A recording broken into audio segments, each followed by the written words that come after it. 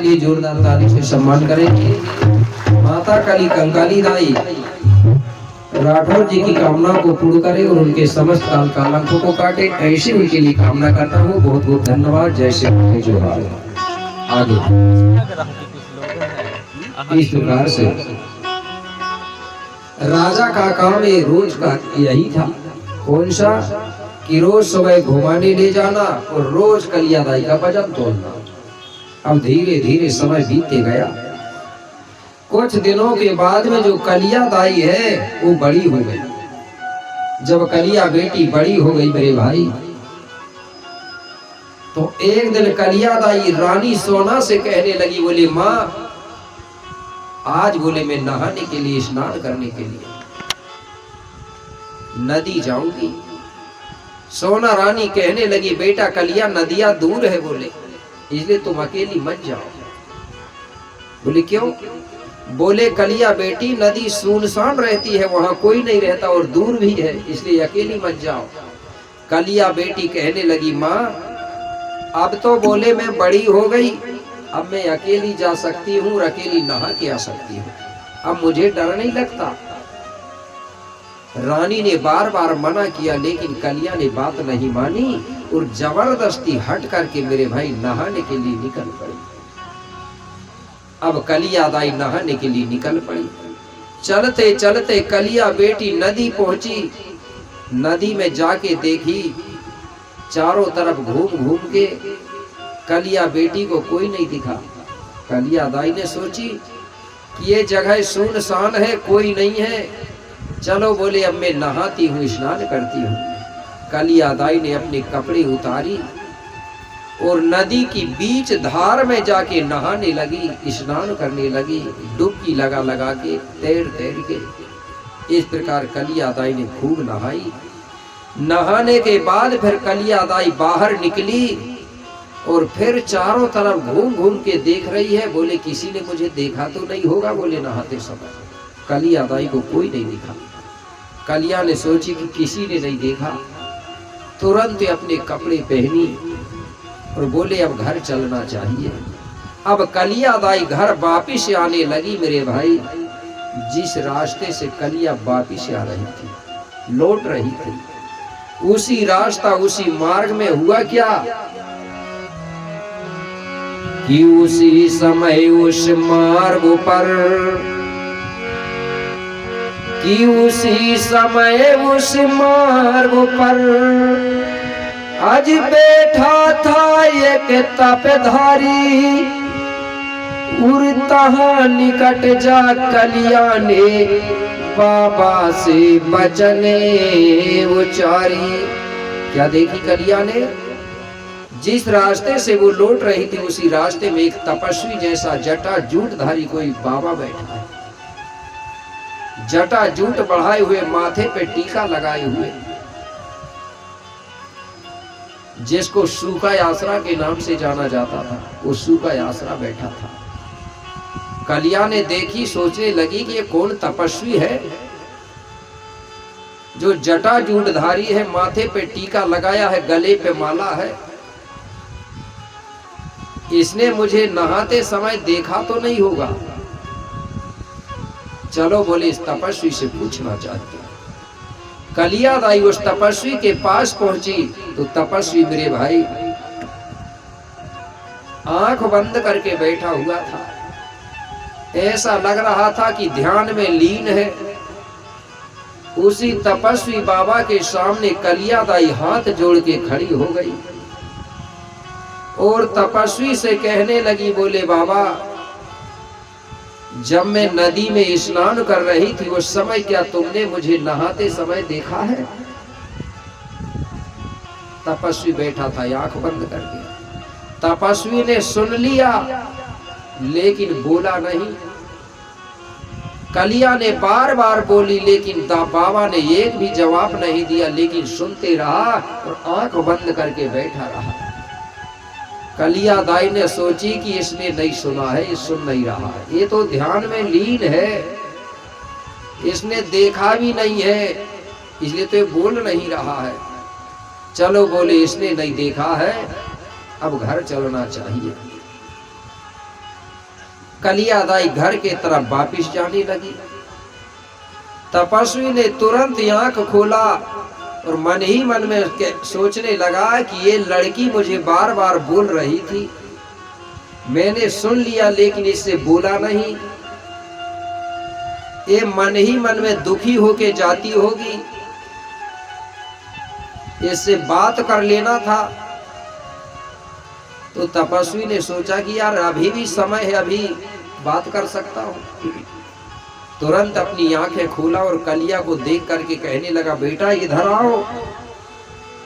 कलिया ने लौट के देखी और सोचने लगी कि यार जब मैं बोल रही थी इससे तब बोला नहीं और अब बोल रहा, चलो कोई बात नहीं, अब मिलके ही जाना चाहिए। कलिया दाई तुरंत बाबा के पास लौट के वापिस पहुंची और वो तपस्वी से बातचीत करने लगी। तपस्वी ने बातचीत किया। इसके बाद में अब एक डूमर का फल उठाया। उमर का फल गूलर भी बोलते हैं, डूमर भी बोलते हैं, उमर भी बोलते हैं और गोडी में तोया का आम बोलते हैं, ठीक है। एक फल उठाया और कलिया दाई को दे दिया। कलिया दाई ने उस फल को ली और प्रसाद समझ के उसने खा लिया। उस फल को खा के कलिया दाई फिर वापिस घर चली गई। जैसे ही घर पहुंची मेरे भाई, तो दूसरा दिन जब हुआ तो राजा का प्रतिदिन का ये नियम था, काम था क्या कि कलिया दाई का वजन रोज तौल तौल के देखता था। अब जब उस दिन राजा ने तौल के देखा तो कलिया दाई का वजन पहले 5 फूल के बराबर था, लेकिन उस दिन 5 फूल से बढ़ गया। जैसे ही वजन बढ़ा तो राजा को शंका हो गई। राजा कलिया से पूछने लगा, बोले कलिया बेटी, कल तुम जब नहाने के लिए गई थी बोले, तब क्या तुमको उधर बोले कोई मिला था? कलिया बेटी कहने लगी, हाँ पिताजी मिला था, एक तपधारी बाबा मिला था, सतधारी बाबा। राजा कहने लगा, बेटा अब उधर 2 बार मत जाना। बोले क्यों? बोले बेटा वो सतधारी बाबा है, असली है कि नकली है कोई नहीं जानता। आजकल बोले एक से एक नकली बाबा भी घूमते हैं। कलिया बेटी कहने लगी, नहीं पिताजी वो नकली नहीं, सतधारी बाबा है।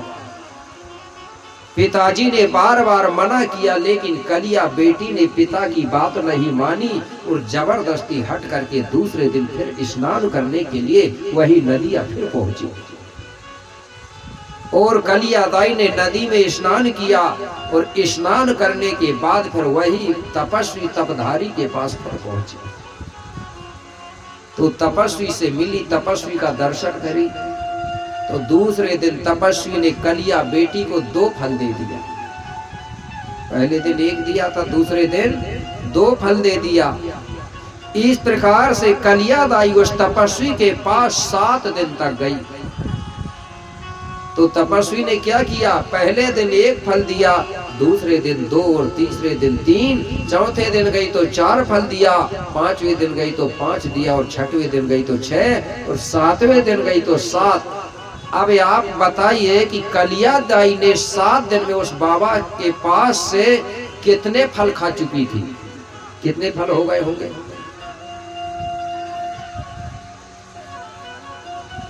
अरे पहले दिन गई तो 1 फल खाई, दूसरे दिन गई तो 2 खाई, तो कितने हो गए? 3। तीसरे दिन गई तो बाबा ने फल दिया, कितने? 3, तो फिर हो गए 6। पहले के भी जोड़ते जाना है। तो कुल मिला के कलिया दाई ने 7 दिन में 28 फल खा चुकी थी। टोटल पूरे करेंगे तो कितने होंगे? 28। और कलिया दाई का जो वजन था पहले वो कितना था?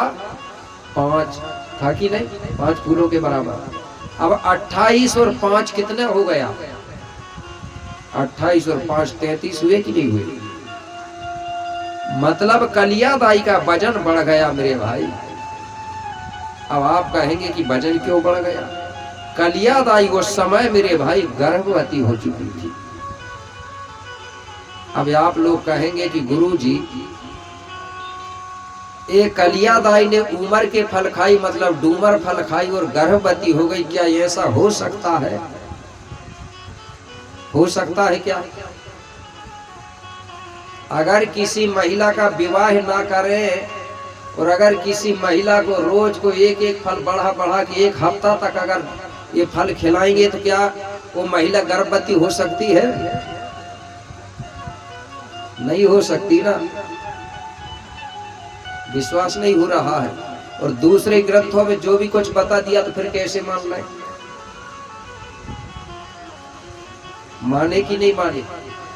कोई कान से भी पैदा हो गया, कोई मटका से भी पैदा हो गया,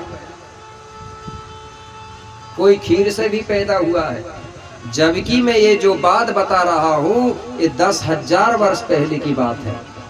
और जो आप ग्रंथों को जो पढ़ रहे हो ना ये लगभग 2 से 2,500 वर्ष की बात है। अब बताइए पुरानी कौन सी बात है? पुराना कौन सा इतिहास है जो मैं बता रहा हूं वो? ऐसा कभी हो नहीं सकता। जो प्रकृति का नियम है वही नियम होगा, ठीक है ना। सारी चीजों का जो असलियत है ना उसको छुपा दिया जाता है, दबा दिया जाता है।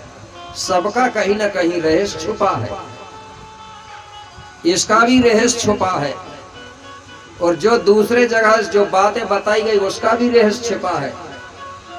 लेकिन उनका रहस्य मैं नहीं बता रहा हूं, जो बात चल रही है अभी उसी का बता रहा हूं, ठीक है ना। उसका जो बताते उन्हीं से पूछना वो कारण क्या है तो समझना है आप लोग। मैंने 2 लाइन बनाया हूं समझाने के लिए, ठीक है ना, क्योंकि गाथा में पेड़वा सी कंगाली जी ने जो लिख दिए हैं सीधा लिख दिए हैं, ठीक है ना।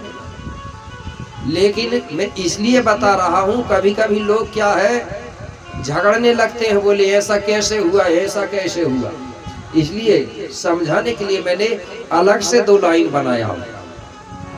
नाम क्या था उस लड़की का? कलिया था कि नहीं? तो कलिया को कलंक लगा, ठीक है ना, कि कलिया को कलंक लगा।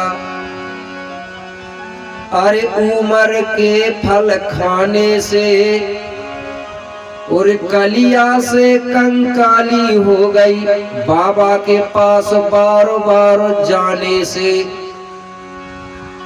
समझ आई कि नहीं आई? अगर नहीं आई तो एक बार और मत, आ जाएगी तो ताली बजाना और नहीं आएगी तो मत बजाना। फिर से बताऊंगा जब तक समझ नहीं आएगा। कलिया नाम था, कलिया को कलंक लगा डूमर के फल खाने से, और कलिया से वो कंकाली बन गई उस बाबा के पास बार बार जाने से। आई समझ? मतलब उस बाबा का दोष लग गया, उस बाबा का कलंक लग गया। तो गांव के लोग क्या बोलने लगे? अरे बोले ये राजा की लड़की है, बोले इसने तो कलंक लगा दिया घर में। आज भी बोलते हैं कि नहीं, अगर कोई ऐसा कर दे तो बोले इसने तो कलंक लगा दिया। कंकाली, कंकाली का मतलब होता है कलंक लगाने वाली। पूरे लोग विरोध करने लगे। जब विरोध किसी का किया जाता है तो आज भी काला झंडा का प्रयोग करते हैं, करते हैं कि नहीं करते? कौन सा झंडा लगाते हैं भाई विरोध के लिए? काला झंडा।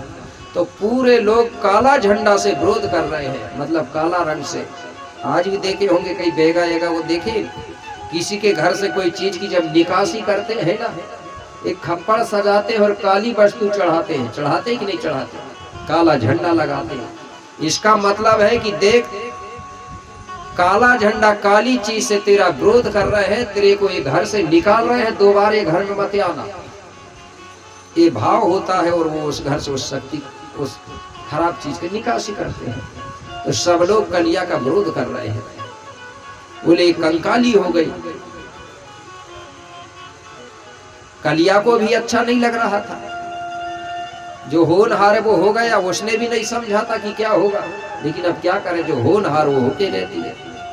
अब क्या करूं, मेरे रहने से मेरे पिताजी को भी अच्छा नहीं लगता होगा और मुझे भी अच्छा नहीं लग रहा है, और गांव के लोग सब मुझे मेरा नाम रख रहे हैं, विरोध कर रहे हैं। इसलिए इससे अच्छा है कि मैं खुद ही घर से निकल के कहीं बाहर भाग जाती हूँ।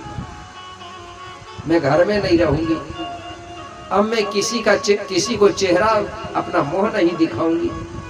ये विचार बनाई कलिया ने और सोचने लगी कि लेकिन जाऊंगी कहाँ जाके रहूंगी।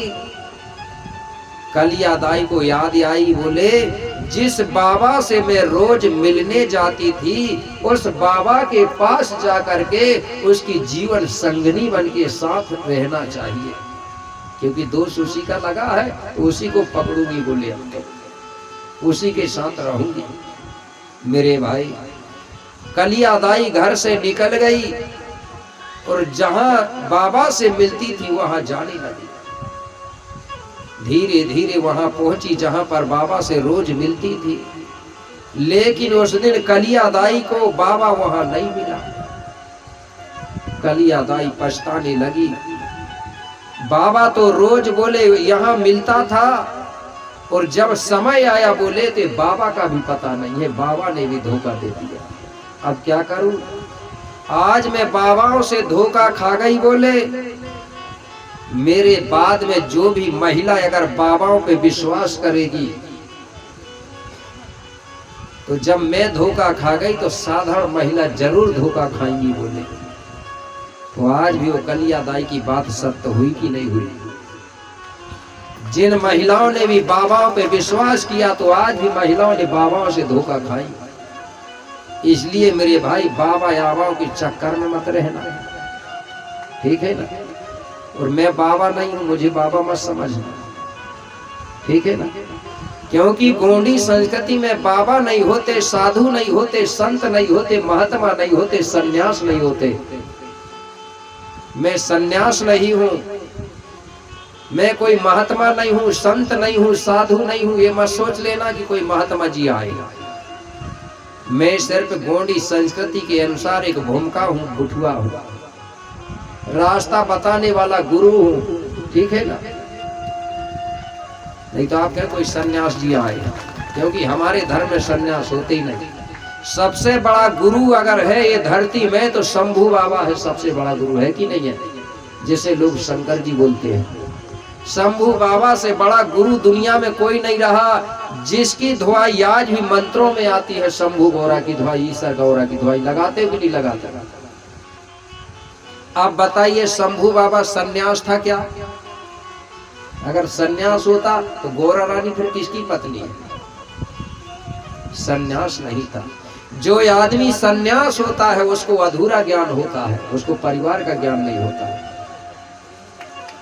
इसलिए सन्यास धारण मत करना दूसरे की नकल करके। सन्यास धारण करना प्रकृति का नियमों का उल्लंघन है। प्रकृति का नियम है सम और विषम। सन्यास सब बन जाएंगे तो फिर पर चलेगा क्या परिवार? सब बन जाएंगे साधु महात्मा तो करेगा कौन किसानी, है कि नहीं? कौन करेगा भैया किसानी? अरे सब बन जाएंगे साधु महात्मा तो करेगा कौन किसानी, और अन्न पैदा फिर कैसे होगा? मर जाएंगे संसार के सारे प्राणी। इसलिए गृहस्थ में रह के, परिवार में रह के पूजा पाठ करो, सुमरन ध्यान करो, क्योंकि गृहस्थ से बढ़कर दुनिया में कोई आश्रम नहीं है। बोलते हैं ना, दूसरे ग्रंथों में भी कहा है गृहस्थ आश्रम से बढ़कर दुनिया में कोई आश्रम नहीं है। इसी बीच में मेरे भाई हमारे सम्मानी ग्राम आमगावा से है, सम्मानी भुवन से आरमो जी, उनकी ओर से 100 रुपए की राशि सप्रेम भेंट दी गई है। शंभू गौरा माता कली कंकाली दाई उनकी कामना को पूर्ण करे। जोरदार ताली से उनका सम्मान करते, बहुत बहुत धन्यवाद। अब कलिया दाई पछताने लगी मेरे भाई, बोले धोखा खा गई। जिसका मैंने भरोसा करी थी, जिसका मैंने विश्वास करी थी, वही मिला नहीं, अब कहां जाऊं? कलिया दाई विचार मंथन करने लगी और कहने लगी, बोले अब एक काम करती हूं, जिस नदी में मैं रोज नहाने के लिए जाती थी उसी नदी में जाके कूद के डूब के और प्राण त्याग देना चाहिए, लेकिन किसी को अपना मोह नहीं दिखाना चाहिए। कलिया दाई वहां से निकली, चलते चलते वो नदी पहुंची जिस नदी में वो रोज स्नान करती थी। वहां जाके देखी तो नदी के किनारे बहुत बड़ा पत्थर था। उस पत्थर के ऊपर चढ़ गई और उस पत्थर से एक छलांग लगाई मेरे भाई और नदी में कूद गई। जब नदी में कूदी तो कलिया दाई के नाक से मुंह से शरीर में पानी समाने लगा। कलिया दाई का दम घुटने लगा।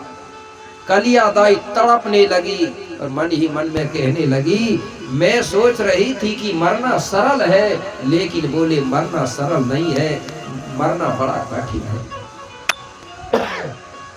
बोले बड़ा दर्द हो रहा है, क्या करूं?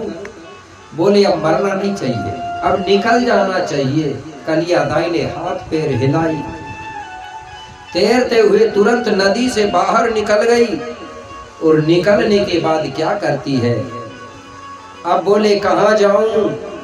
अब बोले कोई जंगल में जाके रहना चाहिए। तो कलिया दाई अब वहां से घूमते घूमते मेरे भाई कहाँ जाती है? जंगल। अरे घूमते घूमते कंकाली नीलकोना पर्वत आती है। अरे तहाँ से बिका जंगों की उनसे वो मिलो जाती है। क्या हुआ? घूमते घूमते कलिया दाई नीलकोना पर्वत पहाड़ी पहुंची और वहां जाके पर्वत पहाड़ियों में घूमने लगी। अब हुआ क्या? जिस जंगल में वो घूम रही थी मेरे भाई, उसी जंगल में जो रायतार जंगोदाई है, जो मैंने पहले बात बताया था ना जंगोदाई का, उसी जंगोदाई की सेविकाएं भी उसी जंगल में घूम रही थी। उन सेविकाओं ने कलिया दाई को देख लिया।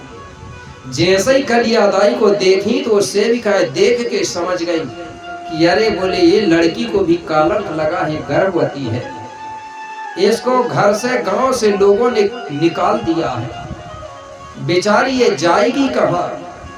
इसलिए बोले काम करो, इसको भी अपने जंगोदाई के अनाथ आश्रम रख लो। तो वो सेविकाओं ने कलिया दाई को लिवा करके और जंगोदाई के आश्रम पहुंचा दिया और जंगोदाई से मिलवा दिया। जंगोदाई कहने लगी, बेटा कलिया, जो होनहार होती है वो होके रहती है, उसे कोई टाल नहीं सकता है। जो होना था हो गया। अब बेटा एक काम करो, तुम मेरे ही आश्रम में रहना, तुम्हारा जो भी बच्चा होगा तो यहाँ उसकी पूरी व्यवस्था होगी। आप मानसिक टेंशन मत लेना, तनाव मत रखना। तो रायतार जंगोदाई ने उस कलिया दाई को अपने अनाथ आश्रम में सहारा दे दिया।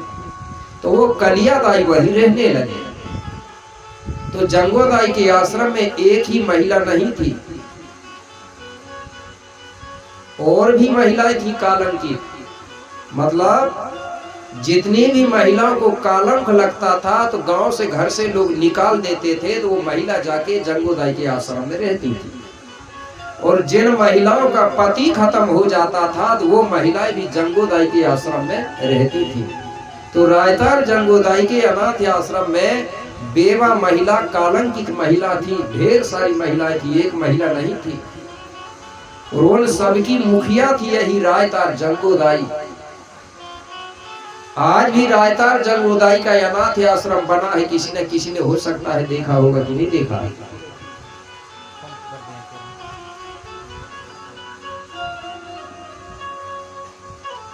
चलो ठीक है। इसी बीच में हमारे सम्माननीय डॉक्टर पंकज साह श्याम जी हैं, ग्राम परासी ना, हाँ परासी से है।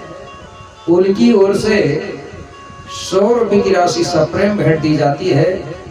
जोरदार उनके लिए तालियां बजा दे। शंभू गौरा माता कलिया दाई उनकी काल कलंकों को काटे, ऐसी कामना करता हूँ। धन्यवाद। और हमारे सम्माननीय तिरुमाल चोखन से पोर्ते जी हैं, ग्राम बीड़ से, उनकी ओर से भी 100 रुपए की राशि सप्रेम भेंट दी जाती है। शंभू गौरा माता कलिया दाई उनकी भी काल कलंकों को काटे और उनका परिवार सुखी रहे, उनके लिए भी जोरदार ताली। बहुत बहुत धन्यवाद। सेवा जवाब आगे। तो इस प्रकार से ढेर सारी महिलाएं थी वहां। आज भी वो अनाथ आश्रम है। और सबसे पहले इस धरती पर अगर अनाथ आश्रम बना तो वही अनाथ आश्रम बना था। इसके पहले किसी का भी अनाथ आश्रम नहीं था। उसी अनाथ आश्रम को देख करके लोगों ने फिर ढेर अनाथ आश्रम बना डाले। सिर्फ वही अनाथ आश्रम था जो परदुली कोट में आज भी है। अब हुआ क्या? जंगोदाई वहां की जो महिला थी तो वो सब गर्भवती महिला थी। तो उनको गर्भवती महिलाओं को जंगोदाई ये समझाती थी कि बोले बेटा, गर्भ अवस्था में बार बार मानसिक तनाव मत रखना, नहीं तो बोले इसका असर गर्भ में जो बच्चा होता है उस पर पड़ता है। ऐसा करके कई प्रकार से महिलाओं को पढ़ाती थी, समझाती थी और उनका मन बहलाती थी। कभी कभी अच्छी अच्छी कहानी किस्सा बताती थी उनको। और ये भी बताया गया है दांतिक कहानियों में कि जंगोदाई ने गर्भवती महिलाओं का मन बहलाने के लिए एक माध्यम बनाया था। उसने भी जवारे का काम किया था। जवारे बोलते हैं ना हमारे समाज में। और जवारे का काम देखना साल में 2 बार होता है कि नहीं होता? लेकिन हर त्योहार या कोई चीज आएंगे तो साल में 1 बार आता है। जैसे दिवाली आती है तो 1 बार आती है, होली आती है तो 1 बार आती है, शिवरात्रि आती है तो 1 बार आती कि नहीं आती? लेकिन ये काम 2 बार होता है देवियों का, होता है कि नहीं होता? तो 1 बार रायतार जंगोदाई के नाम से होता है और 1 बार हमारे गांव की जो शीतला या खिलोदाई के नाम से होता है। कुछ लोगों ने यह भी बताया है कि रायतार जंगोदाई का ही नाम बदल के कुछ लोगों ने जंगोदाई को ही जय अम्बे नाम परिवर्तन किया। क्या नाम बदला? अम्बे। आज भी बहुत सी चीजें हैं गोनों की जिसको बदल दिया जाता है और आज भी बदलने को लगे हैं लोग। बदल रहे कि नहीं बदल रहे? जैसे मंडलागढ़ को आज महेशपति कहा जा रहा है। जो होशंगाबाद था अपने मध्य प्रदेश में जिला होशंगाबाद, उसको नर्मदापुरम बनाया जा रहा है, बनाया जा रहा है। चांदागढ़ को चंद्रपुर किया जा रहा है। बमलाई दाई को बमलेश्वरी में बदल दिया गया। कोराड़ी दाई समलाई दाई को लक्ष्मी जी में बदल दिया गया, जो कोराड़ी गांव नागपुर के पास। तो ऐसा करके बदल बदल के लोग क्यों? अब मुझे ये समझ नहीं आ रहा है कि नाम बदलने में फायदा क्या हो रहा समाज का। किसी को फायदा हो रहा है क्या? फायदा कुछ नहीं हो रहा है। फायदा ये हो रहा है कि दोनों का नाम निशान मिटाने के चक्कर में है लोग, कि जब इनका इतिहास, इनकी संस्कृति मिट जाएगी, इनका नाम निशान मिट जाएगा ये देश के लोगों का, तो फिर हमारा राज, हमारा काज रहेगा। तो मेरे भाई जंगोदाई ने भी जवारे बोया था। उस जवारे के माध्यम से वो गीत गा गा के उनको सुनाती थी और अपना मन को बहलाती थी और अपना समय को बिताती थी।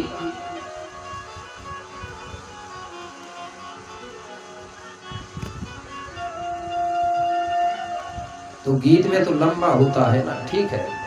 तो गीत गा गा के बहलाती थी। धीरे धीरे समय बीतते गया। कुछ दिनों के बाद में हुआ क्या? कुछ दिनों के बाद में मेरे भाई जो वहां महिला थी, बेवा महिला थी, कुछ बेवा महिलाओं ने क्या की? सभी महिलाओं ने अपने अपने मतलब बच्चों को जन्म दिया। तो एक ही महिलाओं ने सब बच्चों को नहीं दिया। बेवा जो महिला थी उन्होंने एक एक बच्चों को जन्म दिया। तो जितनी भी बेवा महिला थी उन सब बेवा महिलाओं के जो बच्चे हुए तो वहां पर 5 बच्चों का जन्म हुआ बेवा महिलाओं से। कितने बच्चे हुए बेवा महिलाओं के? जिनके पति खत्म हो चुके थे। अब आप लोग कहेंगे कि जब उनके पति खत्म हो गए थे तो बच्चा कैसे हुए? मेरे भाई पहले वो महिला गर्भवती हो गई, उसके बाद में पति खत्म हुए थे, उनके बच्चे हुए 5। और जो कालंकित महिला थी वहां पर, तो कालंकित महिलाओं के भी बच्चे हुए। तो जितनी कालंकित महिला थी उन सभी कालंकित महिलाओं के बच्चे हुए थे वहां 28। उन्हीं को कहा गया है कलाम, और बेवा महिला के बच्चों को कहा गया था अलाम। अलाम और कलाम ये कोपार लिंगों के चेला बनते हैं, अलाम कलाम। और अलाम कलाम फिर गौतम बुद्ध के गुरु बनते हैं। सुना है गौतम बुद्ध? तो इस प्रकार से मेरे भाई वहां बच्चे हुए कालंकित महिलाओं के 28 और बेवा महिलाओं के 5। तो अब 28 और 5 बच्चे कितने हो गए? 33 हो गए कि नहीं? अब ये 33 ही बच्चों को ये कलिया दाई थी ना, ये रोज इनको नहलाती थी, स्नान कराती थी। क्योंकि जंगोदाई ने कलिया दाई को 33 ही बच्चों के देख रेख करने के लिए सौंप दिया था कि बेटा कलिया, ये 33 ही बच्चों को तुम रोज खाना खिलाना, स्नान कराना, इनकी देख रेख करना। तो 33 ही बच्चे कलिया दाई को क्या बोलते थे? माँ। मतलब जैसे उदाहरण बता रहा हूं, आपके गांव में आंगनवाड़ी है कि नहीं है? है आंगनवाड़ी ना। अब आंगनवाड़ी में जब बच्चे जाते हैं तो जब तक वो आंगनवाड़ी में रहेंगे बच्चे, तो उस समय वो बच्चे किसके कहलाते हैं? आंगनवाड़ी के कहलाएंगे कि नहीं कहलाएंगे? तो ये कलिया दाई भी वहां की बच्चों को देख रेख करती थी, तो सभी बच्चे कलिया को क्या बोलते थे? माँ। अगर कभी आंगनवाड़ी कोई अधिकारी आए, कोई साहब आए, तो वो आंगनवाड़ी से पूछता है, कभी कभी क्या पूछता है? बोले मैडम जी तुम्हारे बच्चे कितने हैं? पूछता कि नहीं पूछता? तुम्हारे बच्चे कितने हैं पूछता है। अब मैडम जी बेचारी वो भी सीधी बताती, सर जी मेरे बच्चे 25 हैं। अब बताई, उसने भी पूछा कि तेरे बच्चे कितने हैं, और मैडम ने भी कही कि मेरे बच्चे 25 हैं। अब मैडम ने बोल दी 25 बच्चे हैं, तो क्या बताइए मैडम ने ही जन्म दिया है क्या उनको? नहीं दिया है ना, लेकिन बोल तो रही है ना मेरे बच्चे। इसी प्रकार जब आश्रम में शंभू बाबा जाता था तो उस समय की जो भाषा थी एकदम खड़ी थी। पहले की जो भाषा थी रे करके बोलते थे कि नहीं, रे ते करके। तो बाबा शंभू खड़ी भाषा बोलता था। वो पूछता था बच्चे कितने हैं, तो कलिया भी कहती थी 33 है। इसलिए पुस्तक में लिखा गया है कलिया के 33 बच्चे हैं। और आपका भी आंगनवाड़ी का रिकॉर्ड में भी लिखा रहता है कि वो आंगनवाड़ी के बच्चे इतने हैं। इसलिए कलिया दाई के नाम पे 33 बच्चे लिखा गया है। इसलिए कलिया दाई 33 बच्चों की माँ कहलाती है। अब कलिया दाई 33 बच्चों को रोज खाना खिलाती है, नहलाती है, स्नान कराती है और अपना समय बिता रही है। धीरे धीरे बच्चे कुछ बड़े हो गए। एक दिन बच्चे कलिया दाई को परेशान कर रहे थे। कलिया दाई कहने लगी बेटा काम करने दो। बोले नहीं तो मैं तुम्हें खाना नहीं दूंगी, शाम को खाना नहीं मिलेगा। अगर तुमको खाना खाना है तो तुम जाओ। बोले वो जंगल की तरफ, पहाड़ी तरफ खेल के, बोले जब खाना बन जाएगा तब आना। बोले बच्चे कहने लगे ठीक है। अब बच्चे खेलने के लिए जंगल की तरफ, पहाड़ी की तरफ चले गए। अब बच्चे खेल खेल में भूल गए, उनको याद नहीं रहा। खेलते खेलते मेरे भाई समय हो गया और धीरे धीरे दिन डूब गया। जैसे ही दिन डूबा तो अंधेरी हो गई। अंधेरी हो गई तो बच्चे रास्ते भटक गए। अब कलिया दाई आश्रम में रास्ता देख रही है कि मेरे बच्चे क्यों नहीं आए। पूरी रात बीत गई मेरे भाई, लेकिन बच्चों का पता नहीं चला। रात भर कलिया दाई रास्ता देखते रही, लेकिन बच्चे नहीं आए। कलिया दाई रात भर नहीं सोई। जैसे ही सुबह हुआ और जंगो दाई से कहने लगी, कलिया दाई बोले जंगो माँ कल मेरे बच्चे घूमने के लिए जंगल की तरफ गए। बोले पता नहीं जंगल में कहां भटक गए। बोले और अभी तक उनका पता नहीं है। पूरी रात बीत गई। बोले लेकिन बच्चों का पता नहीं चला और मैं भी रात भर नहीं सोई। बोले मुझे मेरे बच्चों की बहुत याद आ रही है।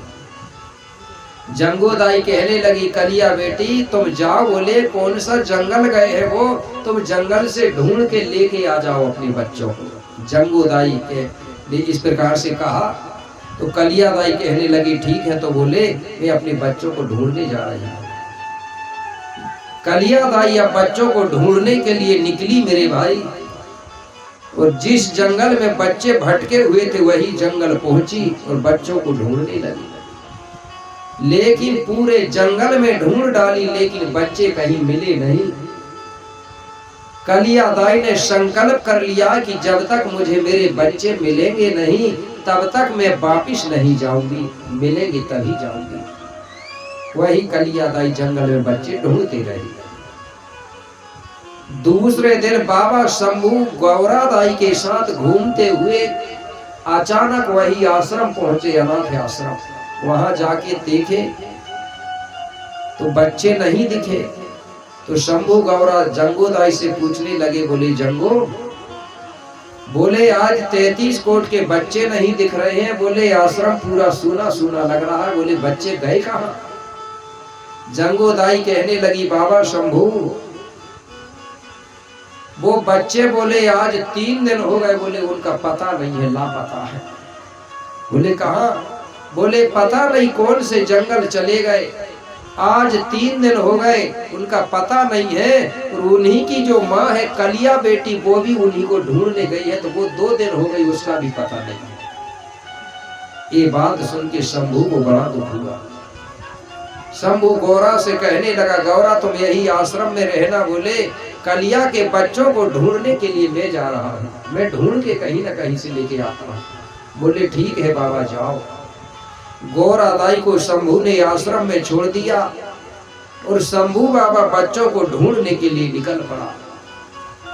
जिस जंगल में बच्चे भटके हुए थे, बहके हुए थे, वही जंगल पहुंचा और शंभू ने ढूंढा तो 33 ही बच्चे शंभू बाबा को जंगल में एक साथ बैठे हुए मिल गए। शंभू बाबा ने 33 ही बच्चों को लेके आ गया, बच्चों को लाया और कलिया दाई नहीं मिली। कलिया को सोचा कि बाद में बुला लेंगे, अभी बच्चों को ले जाओ, तो बच्चों को लेके आ गया। बच्चों को लाने के बाद गौरा से कहने लगा, गौरा जंगो तुम सभी महिलाएं मिलके बोले इन बच्चों के लिए जल्दी से खाना तैयार कर दो, भोजन बनाओ, क्योंकि ये 3 दिन हो गए, बोले भूखे प्यासे हैं, इसलिए सबसे पहले इनको भोजन कराओ, खाना खिलाओ। जंगो दाई, गौरा दाई सबने मिलके खाना खिलाई बच्चों को बना के। अब बच्चों ने खाना तो खा लिया, लेकिन खाना खाने के बाद गौरा दाई से कहने लगे, सभी बच्चे बोले गौरा माँ हम बोले खाना खाने के बाद दूध और पीते हैं। बोले क्यों? बोले हमारी आदत बनी है, बोले हमारी जो कलिया दाई थी वो हमको खाना खिलाने के बाद हम सबको थोड़ा थोड़ा दूध पिलाती थी। बोले तो हम जब तक खाना खाने के बाद दूध नहीं पीते हैं तब तक हमारी इच्छा पूरी नहीं होती है। बोले हमारी आदत बन गई। तो गौरा दाई कहने लगी, बेटा मेरे पास दूध तो नहीं है। नहीं बोले तुम कहीं से भी हमारे लिए थोड़ा थोड़ा दूध की व्यवस्था कर दो, जब तक हम दूध नहीं पिएंगे तो हमारी इच्छा पूरी नहीं होगी। गौरा दाई कह रही है, बेटा बोले मेरे पास दूध नहीं है, लेकिन बच्चे हट करने लगे। जब बच्चे हट करने लगे तो गौरा दाई ने सोची कि ये बच्चे मानेंगे नहीं। तो गौरा दाई कहने लगी, ठीक है बेटा अगर तुम नहीं मान रहे हो तो थोड़ी देर तुम यही आश्रम में रुकना, मैं कहीं ना कहीं से तुम्हारे लिए दूध ढूंढ के लाऊंगी। तो गौरा दाई ने 33 ही बच्चों को आश्रम में छोड़ दिया और बच्चों के लिए दूध ढूंढने के लिए निकल पड़ी।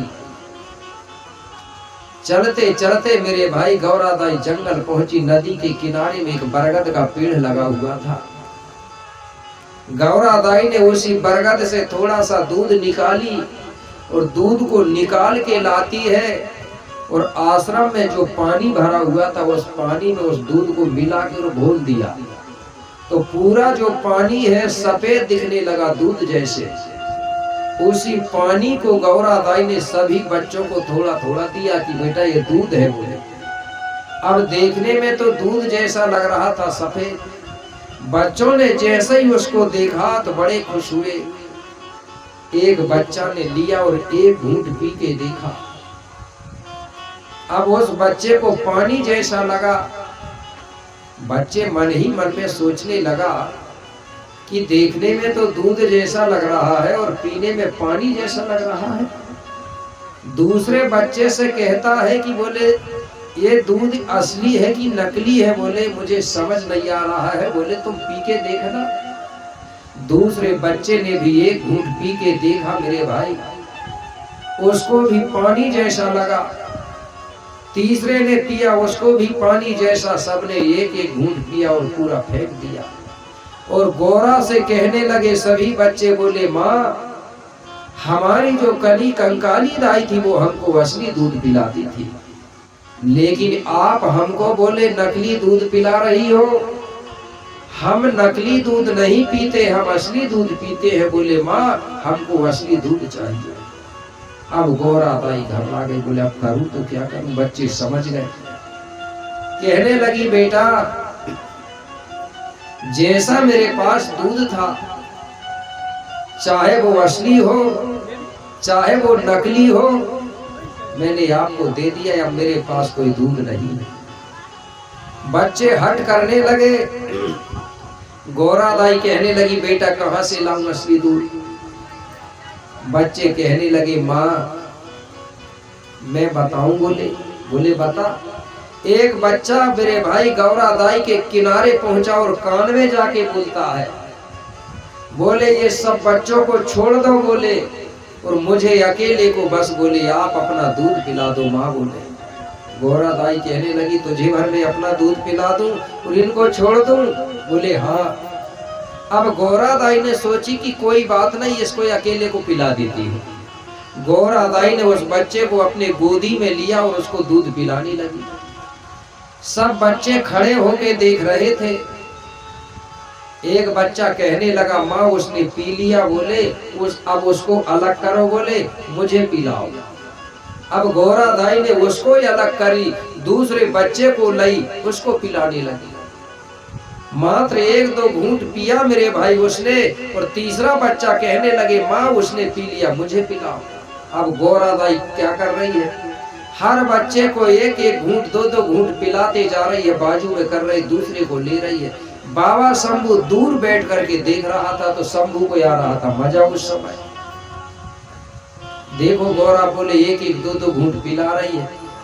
सब बच्चे कहने लगे एक काम करो भीड़ मत लगाओ, बोले पंक्ति बना के खड़े हो जाओ, सबका नंबर लगेगा एक के बाद एक। बोले सब बच्चे लाइन से खड़े हो गए। अब गोरा दाई एक एक को पिला रही है, फिर दूसरे को ले रही है, फिर बाजू में कर रही है। अब लाइन में खड़े खड़े बच्चे क्या बोले, बोले गौरा दाई बहुत देर हो रही है, बोले हम कब के खड़े हैं, बोले लाइन में बहुत देर से, बोले जल्दी जल्दी पिलाओ बहुत देर हो गई। गौरा दाई कहने लगी बेटा पिला तो रही हूँ, बोले और कैसे जल्दी पिलाऊं। एक बच्चा कहने लगा तुम एक गलती कर रही हो इसलिए तो ज्यादा देर हो रही है। बोले कौन सी गलती कर रही हूँ, बोले बता। बोले आके मेरे भाई एक बच्चा लाइन से निकल के गया और गोरा दाई के किनारे जाके कहने लगा तुम एक एक को पिला रही हो, इससे देर बहुत होगी, तुम एक साथ दो दो को पिलाओगी, बोले तो जल्दी होगा। गोरा दाई कहने लगी बात तो सही है, और हंसी भी आ गई उसको। अब गोरा दाई एक एक की जगह में दो दो बच्चों को गोदी में ले रही है और दोनों बच्चों को पिला रही है। फिर भी कई बच्चे कहने लगे बोले हम लाइन में बहुत देर से खड़े हैं, ऐसा तो नहीं होगा, नहीं तो पता चला कि दूध हो गया खत्म तो हम लाइन नहीं में खड़े रहेंगे, इसलिए एक काम करो, बोले लाइन मिटाओ, बोले तोड़ो लाइन, जिसको पीना है तो पियो। बोले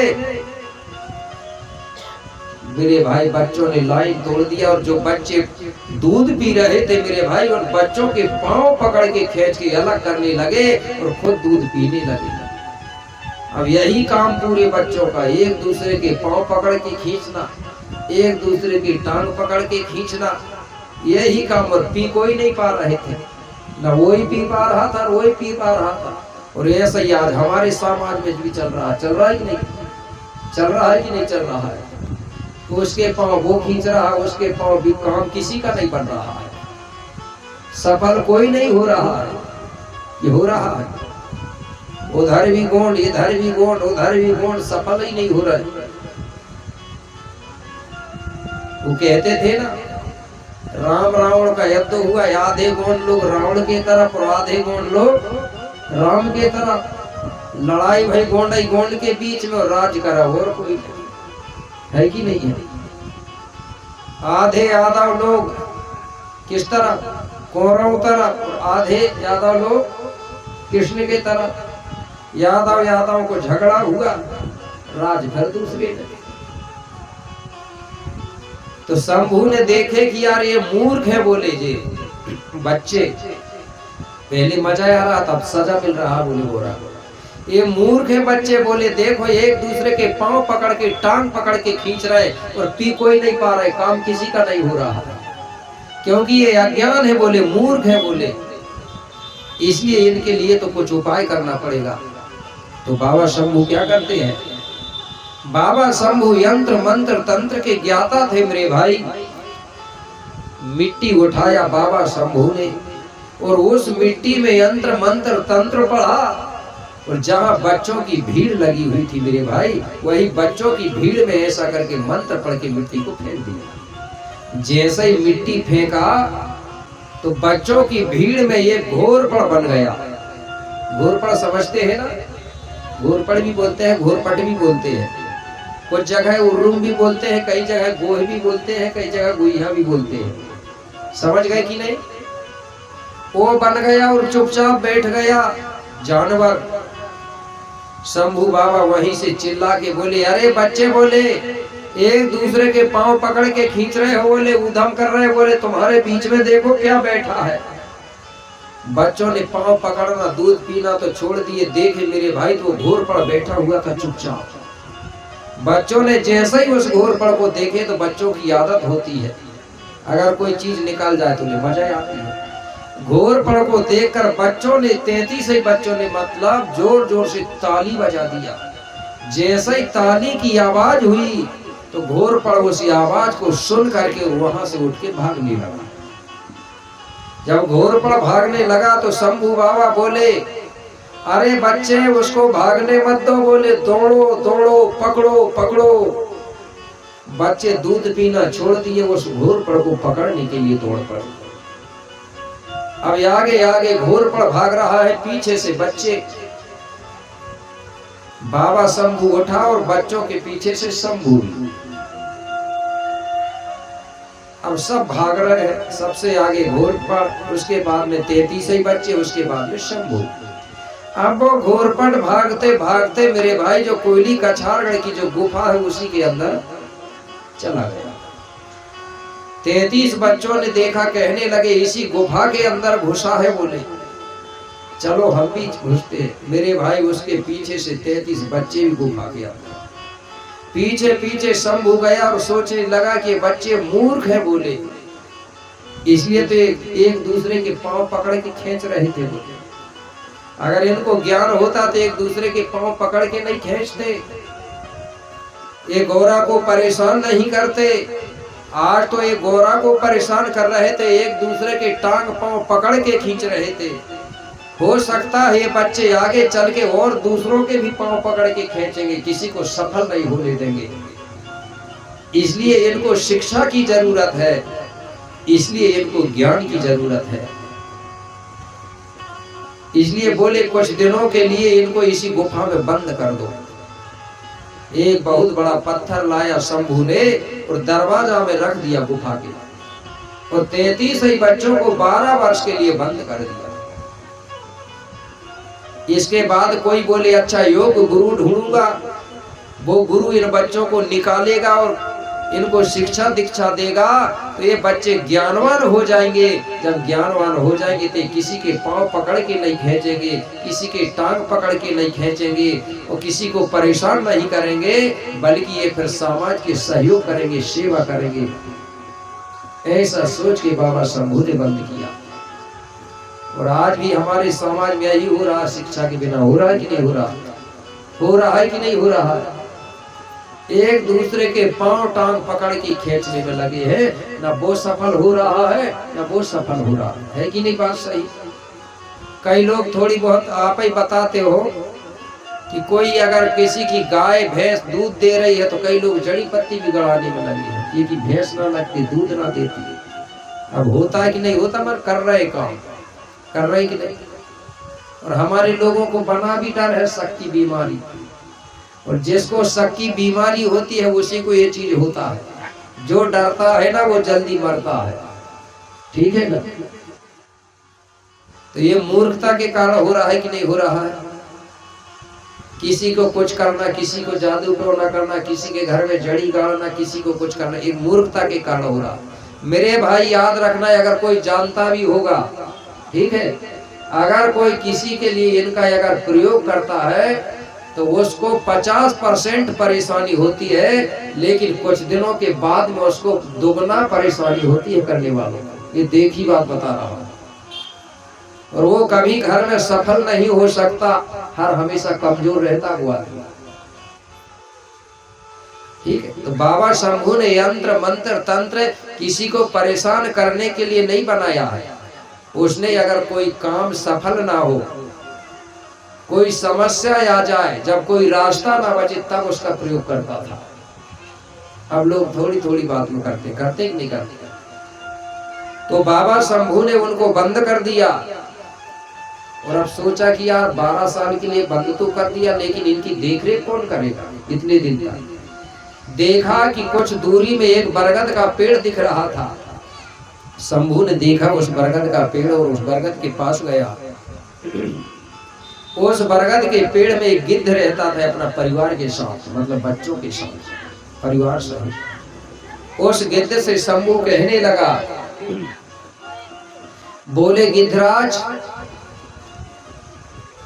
मैंने कछारगढ़ की गुफा में 33 करोड़ बच्चों को बंद कर दिया हूँ 12 वर्ष के लिए। इसलिए गिद्धराज तुम्हें मैं एक काम दे रहा हूँ, तुम 12 साल तक उन बच्चों की देखरेख करना, उनकी चौकीदारी करना, पहरेदारी करना, समय समय से उनको खाने को देना। तो वो गिद्धराज को शंभू ने पहरेदार बना दिया। तो वो गिद्धराज उन बच्चों की देखरेख करते रहा। कैसे करता था? जो गुफा आपने देखा है, लगभग सभी लोगों ने देखा होगा, कछारगढ़ गए होंगे कि नहीं जाते? गए।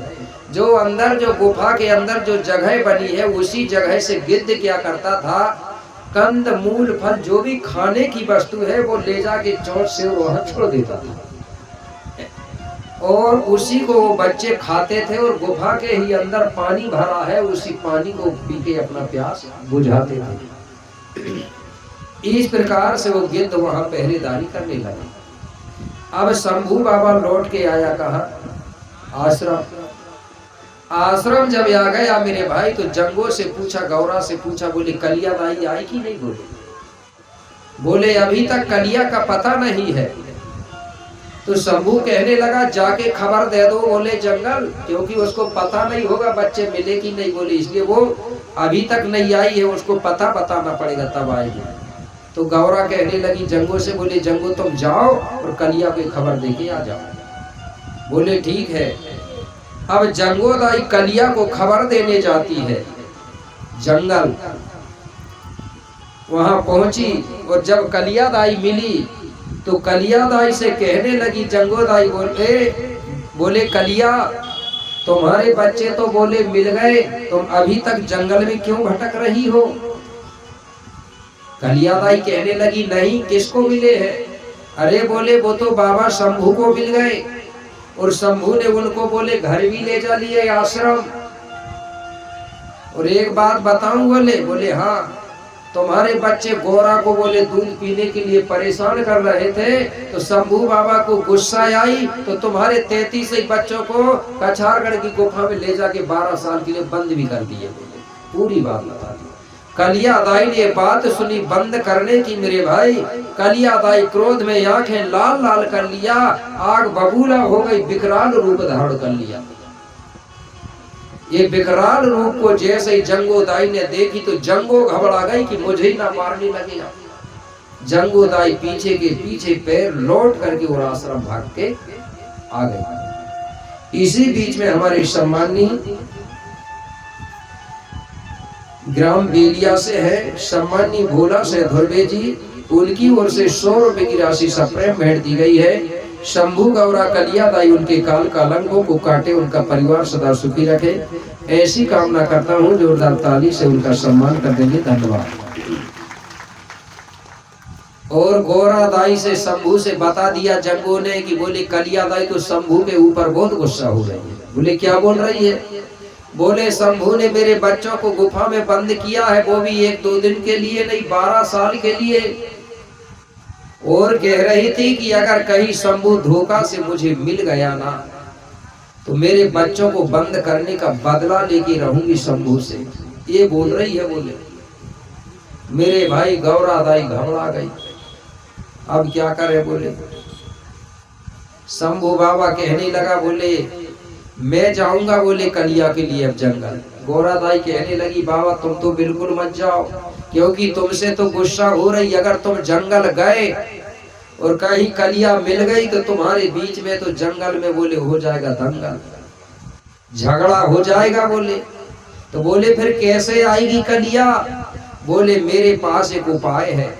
बोले कौन सा?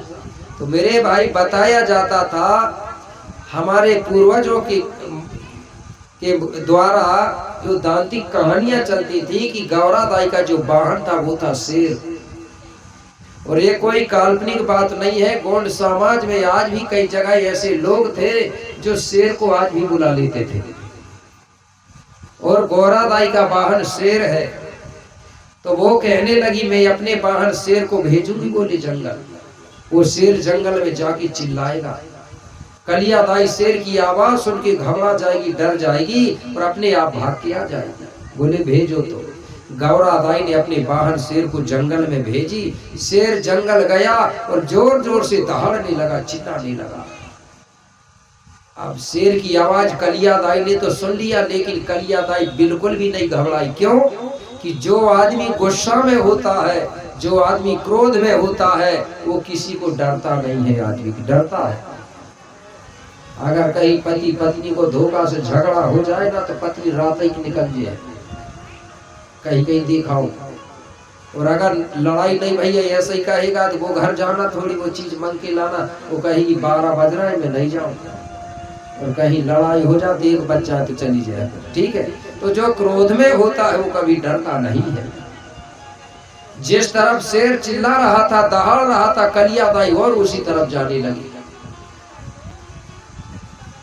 जैसा ही शेर को देखी तो कलिया दाई दौड़ी शेर की तरफ और एक छलांग लगाई मेरे भाई और शेर के ऊपर बैठ गई। जैसा ही शेर के ऊपर बैठी, शेर घबरा गया, शेर भागने लगा।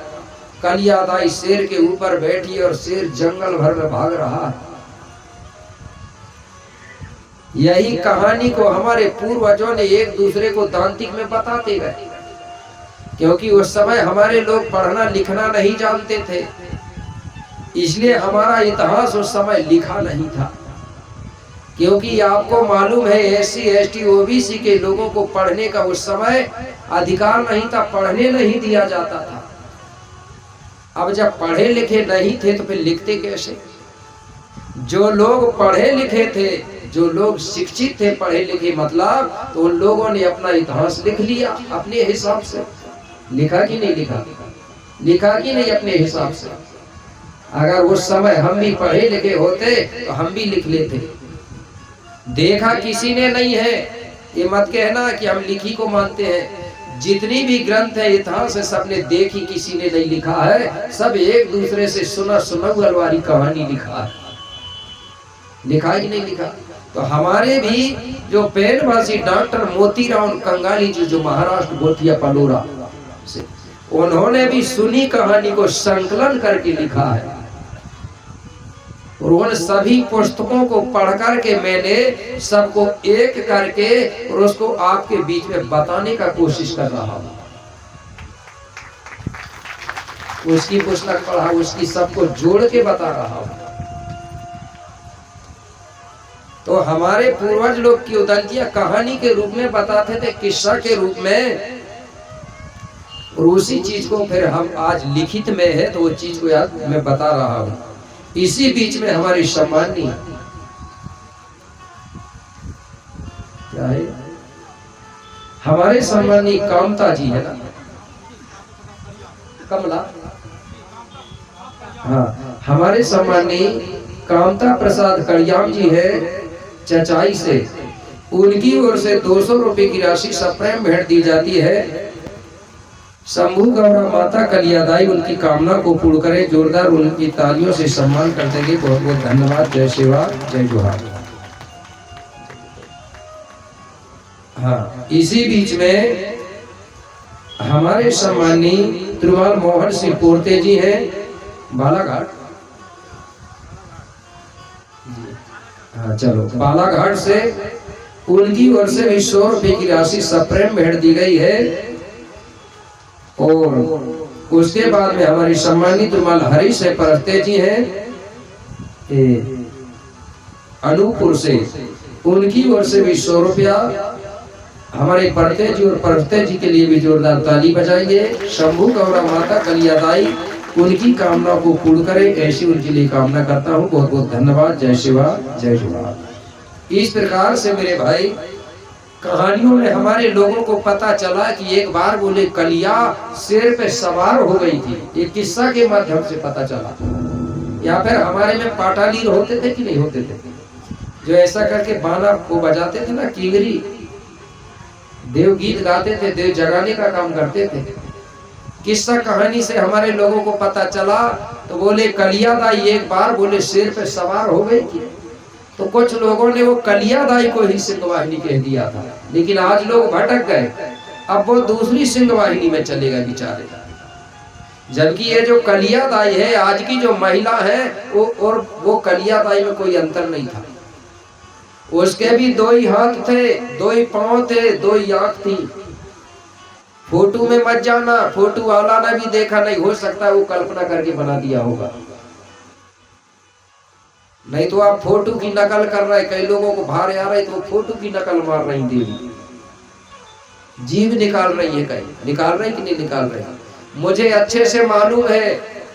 आता है भार, मुझे मालूम है, ठीक है। देवी देवता सवार होते हैं, लेकिन बात ये होता है एक बोतल पिए नशा 2 की बताए, ठीक है ना।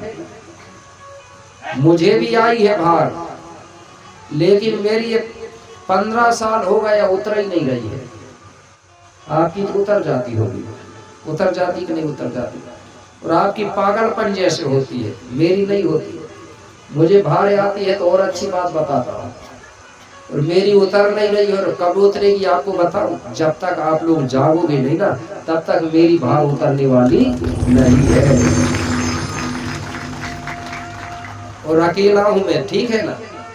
घर छोड़ के, परिवार छोड़ के रात दिन यही काम कर रहा हूँ सितंबर से, 7 सितंबर से 28 मई तक चलूंगा।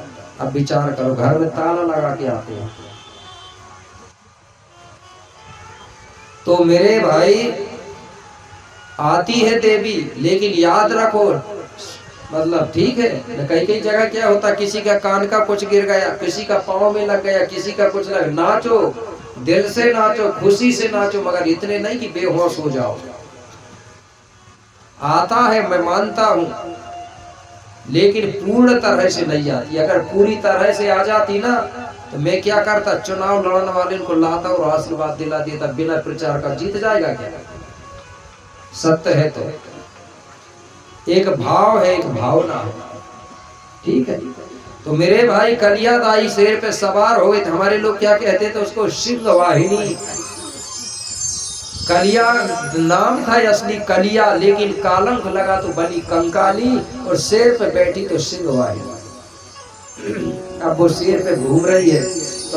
तो जो आश्रम में जो जंगोदाई है, गौरादाई, वो क्या कह रही है, वो मन ही मन कह रही कि जो शेर भेजे हैं, बोले कम से कम वो शेर पे बैठ के आ जाती। अभी तक पता नहीं है, तो वो उसको बुलाने के लिए हमारे लोगों ने गीत बनाया वहां और गाया कि आजा आजा शेर पे सवार हो के कैसे